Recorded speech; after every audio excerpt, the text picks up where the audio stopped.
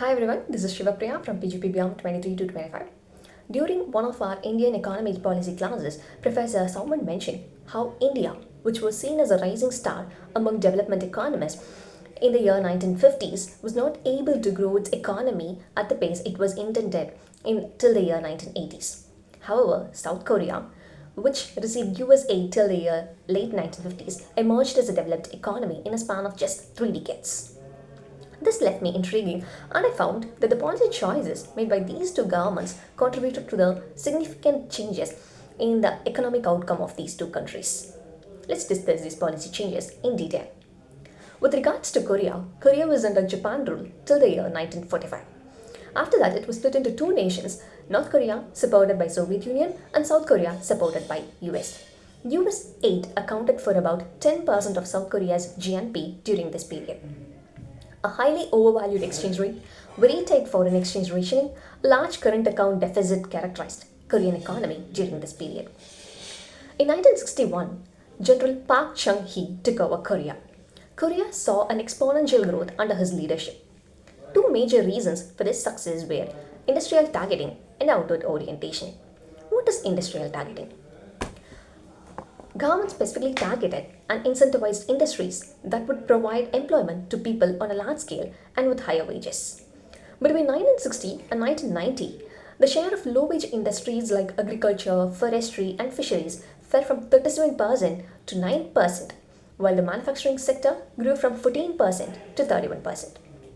This contributed an increase in the employment in manufacturing sector as well, and wages rose by approximately 7 to 8% from 1961 to 1981. Manufacturing sector was growing at a hefty 16% during the 1960s to 1970s. Korea predominantly focused on its manufacturing sector. This was in sharp contrast to India. Though agriculture contributed only to 16% of GDP in 1980s, almost 55% of the workforce was in agriculture with very low wages.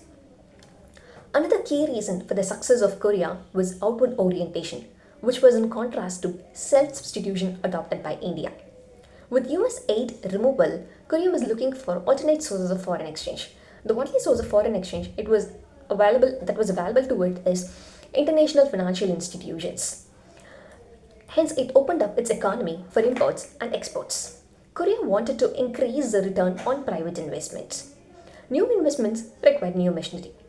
Unlike India, which manufactured its own machinery, Korea imported state of the art machineries from abroad.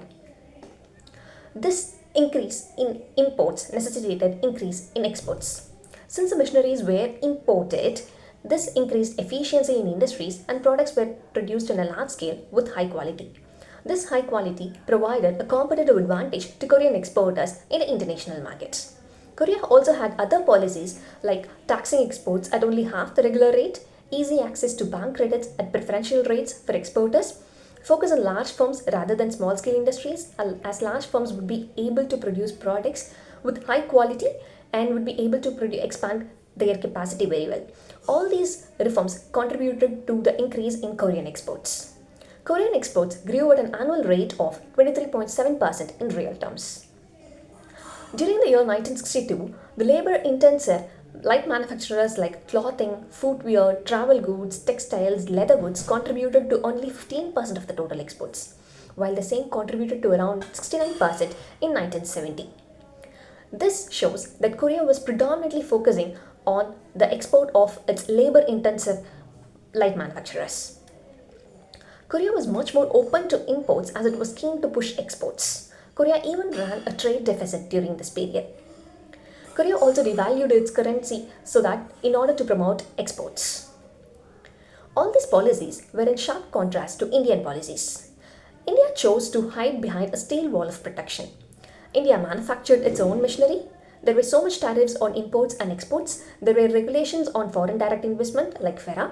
There were also regulations on preventing big businesses from turning into monopoly like MRTP Act.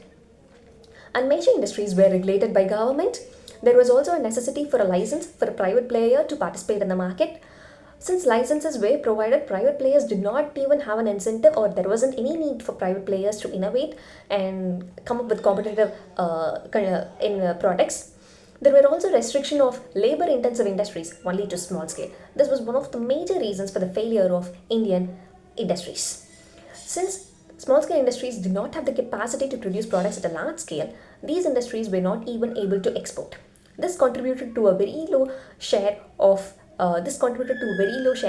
India in the world GDP. Also, there were policies like that domestically produced inputs should be used for manufacturing whenever available. This made products produced for exports to be of very poor quality, which placed Indian exporters at a considerable disadvantage in the international market. Indian products were not preferred well, whereas Korean products were preferred much. This stark contrast between South Korea's open, export driven economy and India's protectionist, inward focused policies contributed to a major change in the economic outcome of these countries, which is evident in the year 1990.